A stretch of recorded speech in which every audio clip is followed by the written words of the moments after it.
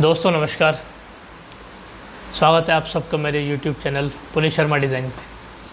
दोस्तों architecture interior designing का channel है हमारा, तो इससे मिली जुली चीज़ें ही आपसे हम लेकर आते हैं। आज मैं जो टॉपिक लेकर आया हूँ, ये टॉपिक आपका एक ऐसा टॉपिक है जो आप सब लोगों से जुड़ा हुआ है, लेकिन ये है किसी प्रोडक्ट के बारे में, किसी आर्टिकल के बारे में। ये आपसे जुड़ा हुआ है, आपकी चीज़ों से जुड़ा हुआ है, आपके देश से जुड़ा हुआ है, तो इसलिए आपको इसमें मन में ये टॉपिक सुनने के बाद गर्व भी महसूस होगा और कुछ ऐसी भावनाएं भी मन में उथल पुथल करेंगी जो आपको कुछ सोचने पे मजबूर करेंगी। तो दोस्तों ये टॉपिक एक अच्छा टॉपिक है आपसे बात करने के लिए, इसमें आपको कुछ नई जानकारी भी मिलेगी। आपने एक कहावत सुनी होगी, फ़र्श से अर्श पे जाना या अर्श से फ़र्श पे जाना। ये कहावत लोगों के लिए तो सटीक बैठती है कई बार, लेकिन कई बार ये कहावत इस कहानी में एक आर्टिकल के साथ भी सटीक बैठी है। आर्टिकल प्रोडक्ट ये है एक कुर्सी।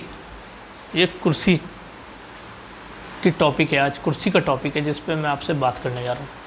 इस कुर्सी ने किस तरह से फ़र्श से अर्श तक का सफ़र तय किया और अर्श से फ़र्श तक का सफ़र तय किया, ये आप देखिए। ये कुर्सी कोई राजनीतिक कुर्सी नहीं, किसी परिवार की राजगद्दी भी नहीं, और ना ही किसी ऐसी कुर्सी जो पुश्तैनी कुर्सी किसी बाप दादा तक चली आ रही हो, ऐसी भी नहीं। ये कुर्सी एक आम आदमी की कुर्सी है, सिर्फ आम आदमी की। इस कुर्सी का नाम है चंडीगढ़ चेयर। जी हाँ, चंडीगढ़ चेयर। ये चेयर क्या है, मैं इसकी हिस्ट्री में जाता हूँ, पहले आपको पीछे लेके चलता हूँ। हमारे देश में जब चंडीगढ़ शहर को बनाने की बात चल रही थी तो सरकारें लगी हुई थी अच्छे आर्किटेक्ट की तलाश में, जिसको वो अर्बन प्लानिंग का काम दे सके, मतलब शहर डिज़ाइन करने का काम दे सके। तो उन्होंने एक नाम सेलेक्ट किया है, ली कॉर्बुज़ियर, जो एक स्विस फ्रेंच आर्किटेक्ट थे। उनको ये काम सौंप दिया गया। ली कॉर्बुज़ियर साहब चंडीगढ़ की डिज़ाइनिंग में लग गए। उनके साथ उनके साथी आर्किटेक्ट थे पायरे जेनेट, जो उनके कज़न भी थे। वो चीफ आर्किटेक्ट थे इनके इस प्रोजेक्ट में। ये कुछ सेक्टर्स में कुछ इमारतों का काम देख रहे थे, आवास, सरकारी कार्यालय देख रहे थे। इन्होंने कई बड़ी बड़ी बिल्डिंग्स भी बनाई, गांधी भवन बनाया, आर्ट लाइब्रेरी बनाई, इन्होंने वहाँ पर आपके लिए म्यूज़ियम भी बनाया, कई इंस्टीट्यूट भी बने, पंजाब यूनिवर्सिटी बनी। तो दोस्तों क्या हुआ कि 1950 में ली कॉर्बुज़ियर साहब लगे हुए थे डिज़ाइनिंग में। शहर की डिज़ाइन करते करते इनके स्कोप में था फर्नीचर डिज़ाइनिंग भी करना। तो इन्होंने किसी फर्नीचर मैन्युफैक्चर के साथ मिलकर कुछ चेयर्स डिज़ाइन की, इंडिया के अपने रॉ मटेरियल पे, इंडिया के अपने कारीगरों की हेल्प लेकर के।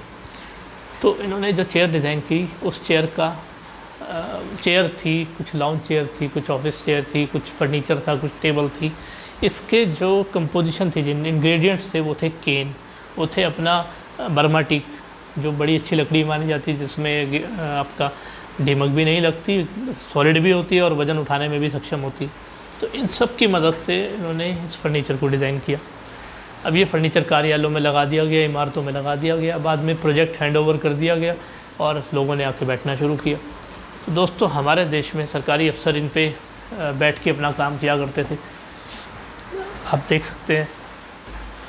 लेकिन हमारे देश में एक परंपरा है, सरकारी कार्यालयों में किस तरह की परंपरा है, इससे आप लोग सहमत होंगे। और ये परंपरा क्या है मैं बता देता हूँ। ये परंपराएं, नई चीज़ आती है और फिर वो धीरे धीरे टूटती है, कुछ टूट जाता है, फिर कुछ और टूट जाता है, फिर टूटता रहता है और लास्ट में वो कूड़ेदान में चली जाती है। मतलब नई से लास्ट तक के बीच में कोई बीच में रिपेयरिंग या मेंटेनेंस की स्टेज नहीं है। ये आपने देखा होगा। यही इन कुर्सियों के साथ भी हुआ, इन फर्नीचर्स के साथ भी यही हुआ कि नए लगे, उसके बाद टूटने लगे और टूट गए और कूड़ेदान में चले गए, जंक यार्ड में पहुंच गए, छतों पे ढेर के ढेर लग गए। बारिश, सूरज की धूप, सर्दी, गर्मी, ये सब चीज़ों का असर इन पे पड़ने लगा, फर्नीचर ख़राब होता जा रहा था। तो दोस्तों टेंडर हुए, नया फर्नीचर लगा, पुराना फर्नीचर छतों पे पहुंच चुका था। अब ये फर्नीचर जो छतों पे पहुंचा, शिकायतें थी कि कंफर्टेबल नहीं था, चपरासी भी बैठना पसंद नहीं करते थे और इतनी दिक्कत होती थी बैठने में कि सुना है कि लोग अपने घर से गद्दियाँ लेके आते थे उन पे बैठने के लिए। खैर एनीवे जो भी था, अब वो फर्नीचर छतों पे पहुंच चुका है, कूड़ेदान में पड़ा है।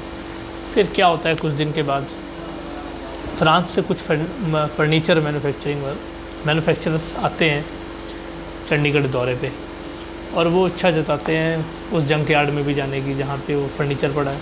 तो वो देखते हैं उस फर्नीचर को, उनका कुछ तरीका होगा या हीरे की पहचान जौहरी को होगी या जौहरी को हीरा दिख गया, कुछ भी मतलब जो आपको ठीक लगे, और वो उस फर्नीचर को ख़रीदते हैं। बेचने वाले उसको कूड़े के दाम में बेचते हैं, ख़रीदने वाले उसको कूड़े के दाम में ख़रीदते हैं और वो चला जाता है यूरोप।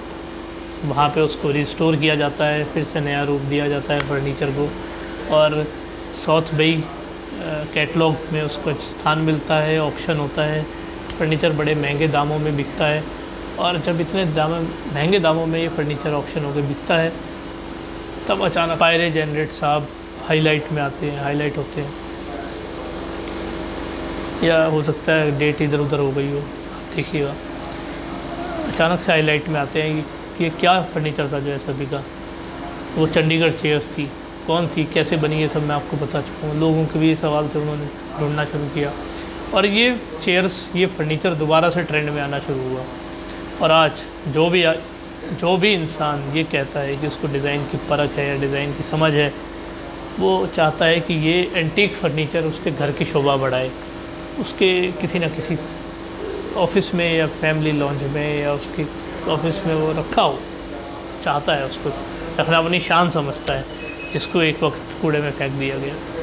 मैं आपको एक नाम बताता हूँ, कोर्टनी कार्दाशियन, जो हॉलीवुड से बिलोंग करती हैं, उनके घर के डाइनिंग रूम में ये चेयर्स शोभा बढ़ा रही हैं।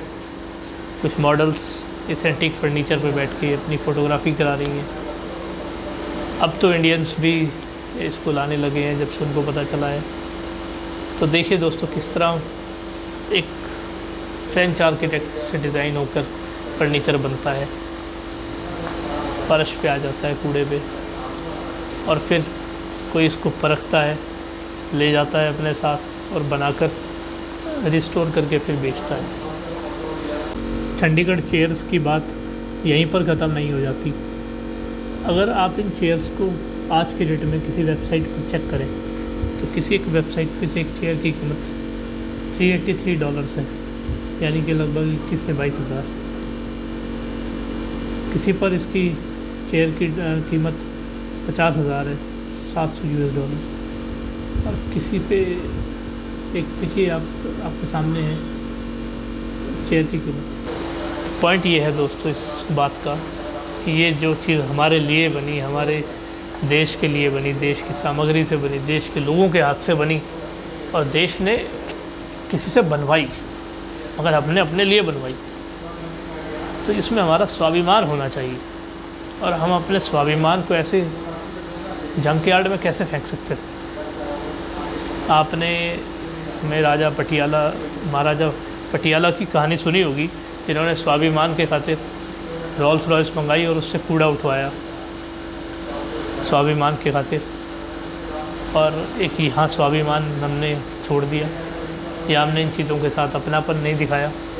भावनाएं उथल पुथल होने लगी होंगी आपकी, मेरी भी हुई। तो मैंने सोचा कि इस टॉपिक को लेके आपके सामने आऊँ और आप सबको बताऊं कि चंडीगढ़ चेयर्स क्या हैं, जो आज विदेशों में नाम कमा रही हैं और नाम है चंडीगढ़ चेयर, चंडीगढ़ को मशहूर कर रही हैं। तो आप भी इनके बारे में जाने समझें, और अगर आपको लगे कि आपके घर में भी इनके लिए कहीं कोई जगह बन सकती है तो जगह दें। ये एक एंटीक फर्नीचर है, किसी हिस्ट्री से जुड़ा हुआ, और इस हिस्ट्री को अपने साथ रखें, समय समय पर मेंटेन करते रहें, मेंटेनेंस की परंपरा डालें, स्टेज लेकर आएँ बीच में, सरकारी दफ्तरों में या कहीं भी जहाँ भी नए के बाद सीधा डिस्कार्ड की स्टेज है, उसके बीच में स्टेज डाल के देखिए मेंटेनेंस की, क्या पता कुछ खोने से बच जाए।